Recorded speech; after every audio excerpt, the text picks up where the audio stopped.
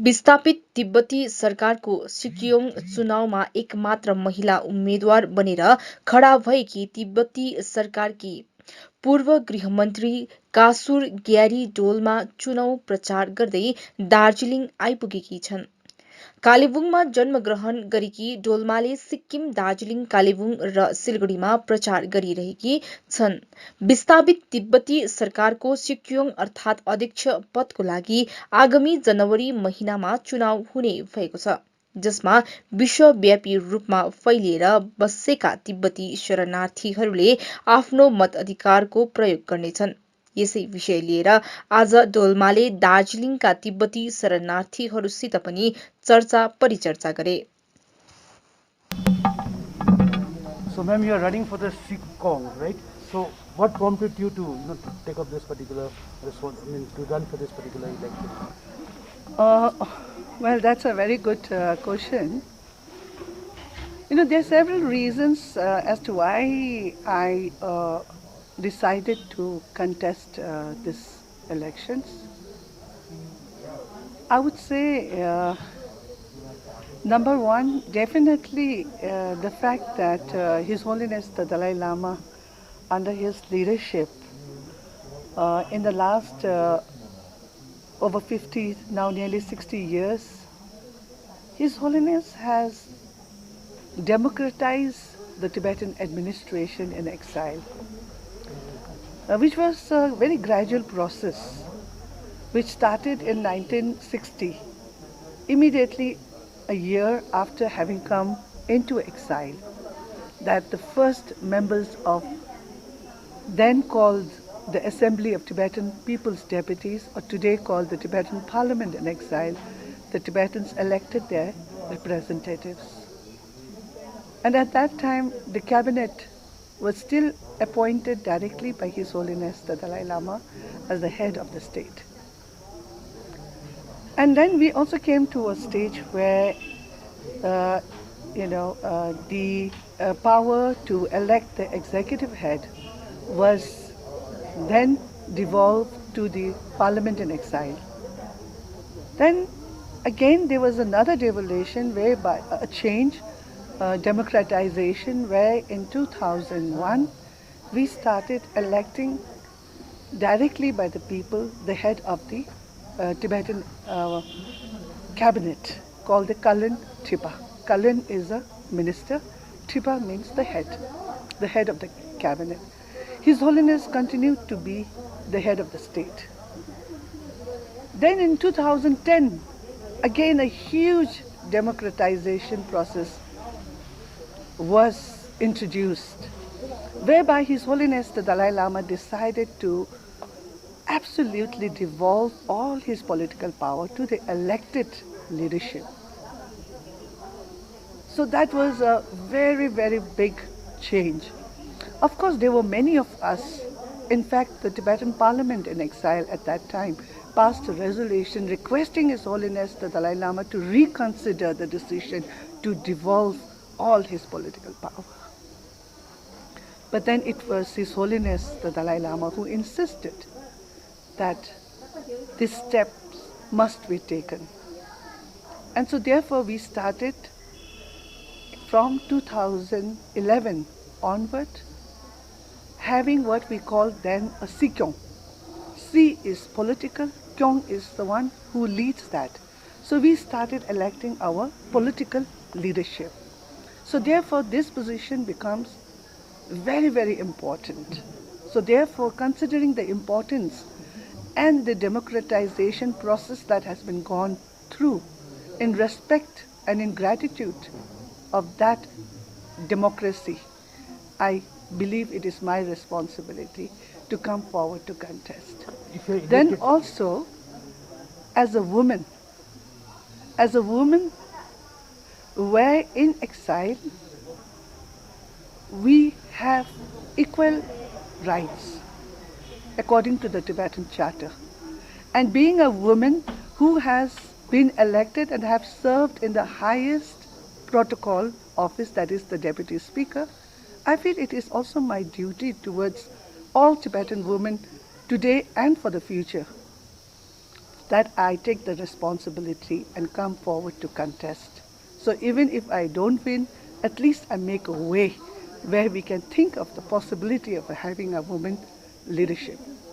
Third reason why I am contesting is because of my years of experience that I have as a member of a non-governmental organization, then having served in the Tibetan parliament in exile for 4 consecutive terms. For 20 years almost I've been in the parliament as a member of parliament. I've been elected 3 times as a deputy speaker of the Tibetan parliament. Then again another 5 years as a minister, as a home minister I served. So I feel that all this experience that I have, I must be able to utilize that. And therefore, I think now it is time for me to take the responsibility and come forward, especially at a time where we still have the presence of His Holiness the Dalai Lama. And definitely because I believe that for our future course of Tibet, we really have to start from our base for the Tibetan to mobilize support and campaign for Tibet in a more defined way. So therefore, lobbying, working with people and the political parties, the government, the Parliament of India becomes most important for us because I believe we have to start from our base. Our base is India. And India is the country in the world which has so far have done the greatest, and we are in deep gratitude to the people and the government, the consecutive government of India. So therefore now we think that our future is interlinked, and India, we hope, will take a more proactive political position on Tibet. So, and also I feel I am fit for handling that responsibility. So these are basically the reasons what had prompted me to come forward and seek election, to be elected to the post of Sikyong. What are the, if elected, what are the core issues that you're going to, address? And what do you think are the changes that need to be brought about in the cabinet, in the government? What do you think? What are your opinions on that? See, for us, one thing good for us is that in the last 60 years also, despite being in exile and not so much a big population in exile, but under the leadership of His Holiness, we have been able to internationalize the Tibetan issue and bring the Tibetan issue as a core issue in the international platform, especially considering the fact that Tibet today is under occupation. So that has been done. Now what I believe I can deliver, and what I think now is a turning point with the geopolitical changes happening all around in the world, is that now Tibet has to be recognized on fact, on basis of history, first by the government of India, by the Parliament of India, as an occupied nation. Tibet as an occupied nation under the People's Republic of China. But there's a de facto recognition from the Indian government on this regard. Absolutely, you're right. There has always been a de facto recognition, but somehow I would believe that the policy of India has been of being extremely cautious whenever it came to dealing with China. And I think a time has come now where the leaderships in New Delhi, particularly we see it in the larger Indian population also, that being too cautious with China has not helped even solving the border issues. India must have good relation with her borders, with her neighbors. But it has proved that the policy that has been held so far has not been effective. Therefore, for India to also determine her future course, a time has come where India has to now make her policy based on historical fact quite loud and clear. That is first telling the People's Republic of China that see the border that you are claiming or you are talking about, historically it's a Indo-Tibet border. And this Indo-Tibet border is a settled matter. It was demarcated, it was settled with independent Tibet. Even if you recognize it as a suzerain power, you did recognize, or de facto, whatever you may call, but then we did have a similar agreement in 1940, which is a valid document. So India must be able to tell the People's Republic of China that the LSC is a later creation, but it was the McMahon line that determines our border. And to do that, India must first recognize Tibet having been an independent nation, having the power under international law to sign such a treaty. If that happens, it gives India an option of then coming to whatever other settlement you may come, but you have the basis of a claim to the land that is part of India at the border today, which the Chinese claim. Being a very important member of the cabinet, I think you are having you are in touch with the Indian government officially or unofficially. What are the views of the Indian government with regard to recognizing Tibet as an occupied place? Is that could you shed some light on that? Well, I may not be the correct person to be talking about it. Maybe it should be the government of India herself who can make her views and positions more clear on this matter. But definitely, I would say that India is witness to the historical fact of Tibet. And every Indian knows the historical fact. How often do you come to this region? Well, unfortunately, not so often. Not so often, and I wish it was more often, because this is the home that I have known as a child and as a growing adult also. So therefore, for me, coming to this region is like coming back home. When was the last time you came to that? Oh, not so many years back. Okay. Not so many years back. It's not that I don't come that. I mean, I do keep coming in between, but definitely, I have also make it a point to come whenever I came earlier, pay respect to the leaderships over here, irrespective of whichever political party is there. That is, whoever has the mandate of the people is the one that I bow and pay respect to, and always my best wishes are with the people here. And even during the Gorkha land and all, no, I've been very active in my own ways. For example, when people from Darjeeling area, when you came down to Delhi, and when you're at Jantar Mantar, I make it a point to go visit them in my personal capacity, because I support the aspiration of the people over here. So that is my personal position. And also, there have been many leaders over here whom I knew personally also. So therefore, the identity of a Gorkha, and I sometimes joke and say I'm a Tibetan Gorkha, so my sentiments have always been there together, and I go and meet them. Yes. What's the support you're receiving? Overwhelming support? For what? For my elections? Candidature. I really don't know. Okay. It has been very positive wherever I went. Which are the places you visited? I visited around here. I went to Sikkim. In Sikkim, I was in Gangtok, Ravangla.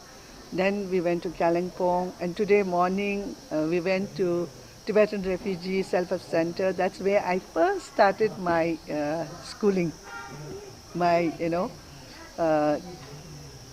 basic foundation was there. I was there in 1970, 71. I mean, like decades back. Maybe many of you were not born at that time. So those days, the concept of going in a taxi was not there. The taxi was taxi ma jane ta baad ma aako ni. हाम्रो land Rovers हुन्थ्यो, त्यो त अब कालिम्पोङ दार्जिलिङ तदेखि हामी गयो भने घुमसम्म पुग्यो भने एकदमै ठुलो कुरा. So we used to walk to our school even as a child, and we never felt the distance. And now we have to drive race, so it was wonderful. Reception was very good, and what I see is that almost the entire population is participating in the process. So I think they're taking this responsibility seriously. And also, I'm very happy to share with you that the uh, voting percentage is very, very, very good amongst the Tibetans. And also, we are a small community, so I think it is really for them taking their responsibilities seriously that they are coming. So others, if in case all who came are going to vote for me, then though I think I'm already declared a winner. But I would like to believe that they came more as a democratic process in respect of that. You also have a political party, right? Are you being backed by any political parties? Oh, we do not have actually officially recognized political party. In fact, we are a partyless democracy. Because I heard somewhere there's a Tibet National Party, something. Yes, there three or is. four. No, there are some non-governmental organizations among the Tibetans, and they are also very active, not only within the community but also in raising the Tibetan issue as in the community in the from the civil society, and also politically being very active. Like we have the Tibetan Youth Congress, Tibetan Women Association, then we have organization of the three regions, then we have the Tibetan National Democratic Party, and then we have some others also, like the Students for Free Tibet are a very, very active So group. the Tibetan National Democratic Party is not a political party as such.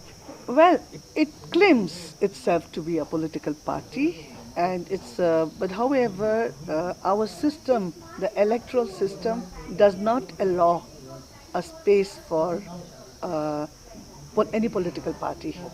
In fact, our process, the election process, is such that now on the 3rd of January, we will be first having a nomination round. That is, no political party can declare any candidates. It is the people who will decide who should be the candidate. So therefore, But first how we'll do the have. people, how do the people, they write Yeah, their names? yeah, they write their names. Okay. So there's a column that you write their names and anything that will So there could be identify. thousands of candidates, right? Thousands of people can be there, if in case. But however, what happens is, now in the final round, two persons who get the highest number in the nomination, they get selected to become candidates. So nobody would want to waste their vote. So they will try to put their vote to somebody who they think has a chance of being there and who they want to see there as a The candidate. final candidate would only be between two people. Only two persons. Okay, not 6 or 7. No, not 6 or 7. Because when Dr. Lobsang contested the elections, I think there were 6 or 5 No, people. there were, in the first round when they contested, there were 3 final candidates that were declared. Okay. And in the second round, there were 2 candidates who were declared because the third candidate, the election commission said, should have at least, the difference of vote percentage between the second and the third candidate should be not less than 20%. Okay. This is what they said. But that created a little bit of discontentment among the public because they felt that this was a new regulation that was made. So therefore, this time the Election Commission, way ahead, has already announced that they will have only 2 candidates in the final round. So therefore, people cannot afford to sort of waste their votes. So there is no question of filing a nomination for this particular first phase of the election. Sorry? There is no question of filing a nomination for the first phase of the No, election. there isn't. can The just only express thing you your- can do is you can express your aspiration Okay. and then tell the people that, see, I'm aspiring to be. So right now, so far, we have 8 persons who has come out openly, either directly, indirectly also, who have expressed themselves to, aspiring to serve. So people will, I think, by and large, select from these 8 persons. Thank you very much. Yeah, and thank you very much for showing interest in the Tibetan election process. And therefore, I thank you all. And I think this helps, I take the opportunity also to meet the media because I think this is a way of introducing, letting you know a little bit more about the Tibetans in exile.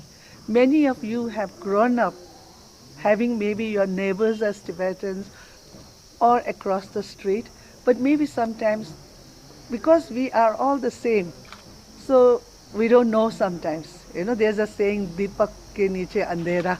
So sometimes, we grow seeing the Tibetans, so that's it. So it's a good time for me to be able to tell you a little bit about how our system functions and how our struggle is going on. Especially, I take this chance to tell you all that Tibet, the majority of Tibetan population is still inside Tibet. We are estimated like 6 million Tibetans. We are just a small handful of Tibetans in exile. We are about maybe 150,000, 1 lakh 50 at the most. The majority is inside Tibet, and Tibet today is under undeclared martial law. So therefore we are concerned about Tibet, and since there is no freedom of expression inside Tibet, at every given opportunity, we try to at least bring it to the world that, see, this is what's happening in your neighbor's house. And we appeal to all of you, please support the just cause of Tibet. And we are very, very grateful to all of you for making us feel at home in your great country. Thank you so much.